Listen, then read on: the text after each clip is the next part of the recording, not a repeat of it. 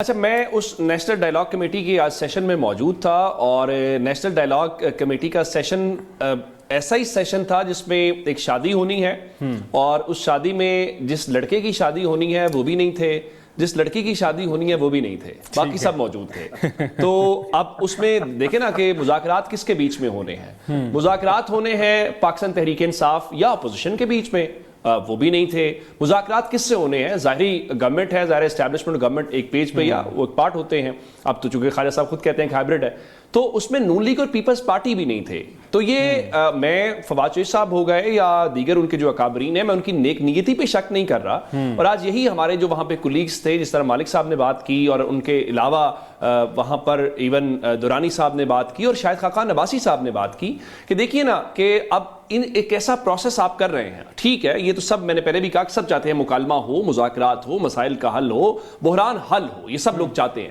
لیکن کیسے ہو؟ Stake holders کے بغیر نہیں ہو سکتا۔ اور آج اس میں میری جو خاص بات تھی، اگر آپ اس پورے اعلامیے میں پڑھیں تو جب آپ پی ٹی آئی کی بات کرتے ہیں تو P T I Imran Khan ہے، یہ آپ کو پسند ہو ناپسند ہو، مجھے پسند ہو ناپسند ہو، آپ ریئلٹی کو ڈینائی نہیں کر سکتے۔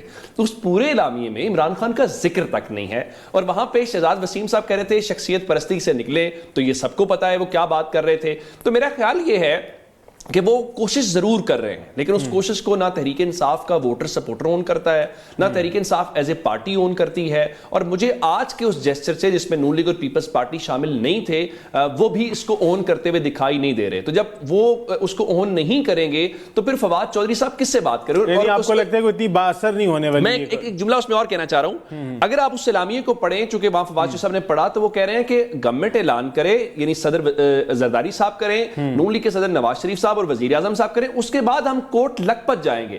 میں ایک حوالہ دینا چاہ رہا ہوں، مجھے آج اس کی کانفرنس سے جو وائب آئی نا، آپ کو یاد ہوگا ایک جو ایم کیم حقیقی ہوا کرتی تھی، ایک ایم کیم پاکستان ہوا کرتی تھی، جو اب تو وہ مزید تقسیم ہوگی نا، ایم کیم لندن اور ایم کیم پاکستان بن گئی۔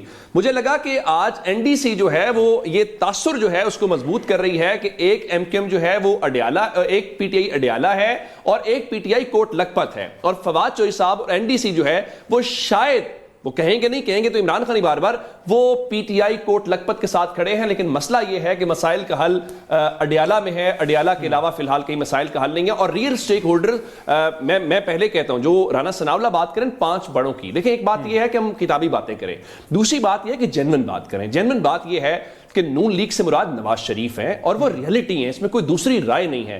پی ٹی آئی سے مراد عمران خان ہے، اور تیسرا اس میں اسٹیبلشمنٹ پاکستان کی سب سے بڑی ریئلٹی ہے۔ اگر کوئی کہے کہ پاکستان میں اسٹیبلشمنٹ نہیں ہے یا ان کی ان کا وہ سٹیک نہیں ہے، تو وہ احمقوں کی جنت میں رہے گا۔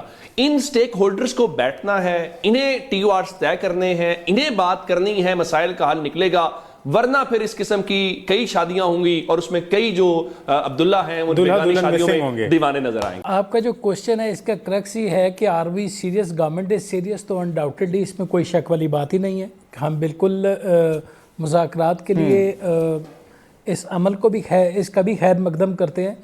تالی ایک ہاتھ سے نہیں بجتی، تالی 2 ہاتھوں سے بجتی ہے۔ اگر ہم ایک سٹیپ فارورڈ کرتے ہیں تو دوسروں کو بھی ایک قدم آگے آنا چاہیے، اور سم ٹائمز ماحول بھی ایسا بنانا چاہیے کہ جس سے مذاکرات کا عمل جو ہے وہ آگے بڑھے۔ اگر ہم ایک قدم مذاکرات کی طرف اور ریکنسیلیشن کی طرف جاتے ہیں تو وہ 10 قدم آگے اسٹیٹ انسٹیٹیوشنز کے خلاف جاتے ہیں، اسٹیٹ کے خلاف جاتے ہیں، تو اس ماحول میں مذاکرات کا جو عمل ہے وہ پھر پیچھے رہ جاتا ہے۔ میں یہ سمجھتا ہوں، اور ایک پیور ڈیموکریٹک بیس سے، لیکن جو آج یہ کمیٹی بیٹھی ہے، جو ڈائلاگ کمیٹی بیٹھی ہے، سر اس میں آپ کو شرکت کرنی چاہیے تھی نا سر؟ دیکھیں تمام سٹیک ہولڈرز کو ساتھ آنا چاہیے، آپ کو بیٹھنا چاہیے تھا جو ڈائلاگ کمیٹی جو کی۔ میں یہ انفارمیشن مجھے ابھی آپ کے پروگرام کے تھرو ملی ہے، اور میں فیئرلی اگر بات کروں تو دیٹ از کوائٹ انفارچونیٹ، ایسا ہونا نہیں چاہیے تھا۔ جہاں بہتری کی بات ہو وہاں سب کو پارٹیسپیٹ کرنا چاہیے، میں بڑے دل سے کہہ رہا ہوں۔ یعنی آپ کنڈیم کرتے ہیں عدم شرکت کی؟ ادھر نہ جانا، ٹھیک ہے، نہیں، میں کنڈیم نہیں کر رہا، میں یہ اپنا ایک میوریک اور انڈیپینڈنٹ اوپینین دے رہا ہوں پاکستان کے حالات کو مد نظر رکھتے ہوئے، کہ سیاسی جماعتوں کو ڈائلاگ کی طرف بڑھنا چاہیے، اور ایسا کوئی عمل جس سے یہ تاثر بھی پکڑے کہ ہم یا اپوزیشن یا any left and right are not serious on dialogue, تو میرے خیال میں اس سے آنے والے وقت کے لیے مذاکرات کے لیے نقصان ہوگا. یہ میرا خیال ہے, یہ میری انڈیپینڈنٹ اوپینین ہے. مجھے کوئی اون کرے ڈس اون کرے مجھے اس سے فرق نہیں پڑتا, میں اپنے کام سے کام رکھتا ہوں. What ever is my job I do that honestly and I do. مجھے نہ مجھے کسی سے تنخواہ چاہیے, نہ مجھے کوئی ریٹرن چاہیے. میں خلوص نیت سے اس ملک کے لیے under the plate form of Pakistan Tehreek انصاف and under leadership of Imran Khan میں اپنا کام کر رہا ہوں, اور مجھے کوئی ریٹرن نہیں چاہیے. ٹھیک ہے, this is what I can do for this country and I am doing it. اب بات آ جاتی ہے جو مجھے سمجھ آئی ہے, وہ انہوں نے تجزیہ کیا ہے کہ ایک امپریشن دیا جا رہا ہے کہ 2 پی ٹی آئی ہیں, اور انہوں نے اس کو کریکٹ کرتے ہوئے کہا ہے کہ پی ٹی آئی ایک ہی ہے جو عمران خان ہے, دوسری پی ٹی آئی نہیں ہے. جو مجھے سمجھ آئی ہے کہ انہوں نے کیا کہا ہے, تو انہوں نے یہ نہیں کہا کہ 2 پی ٹی آئی ہیں, انہوں نے کہا ہے کہ ایک امپریشن دیا جا رہا ہے. اچھا, اب یہ بات میں 100% ایگری کرتا ہوں کہ پاکستان تحریک انصاف تو سر فواد چودھری کا کون سی والی پی ٹی آئی سے تعلق ہے, لکھپت والی یا ڈالا والی؟ To the best of my knowledge دو چیزیں ایسی تھیں جو عمران خان نے کہی تھی. عمران خان نے کہا تھا ہر وہ شخص جس نے ایک پریس کانفرنس کی تھی پاکستان تحریک انصاف کو چھوڑنے کی, اس کے پاس اس کو واپسی کے چانس ہے, اور وہ میں دوں گا جب جیل سے باہر آؤں گا. لیکن ہر وہ شخص جس نے پاکستان تحریک انصاف چھوڑ دیا تھا آفٹر پریس کانفرنس اور کسی اور پولیٹیکل پارٹی کو جوائن کر لیا تھا, ان کی واپسی میرے باہر آنے کے بعد بھی نہیں ہوگی. یہ عمران خان کا وہ تھا. اگر میں اس پیمانے کو سامنے رکھ کے کروں تو اس وقت یہ لوگ پرو پی ٹی آئی ہو سکتے ہیں, یہ پی ٹی آئی نہیں ہے. They do not speak for Pakistan Tehreek انصاف.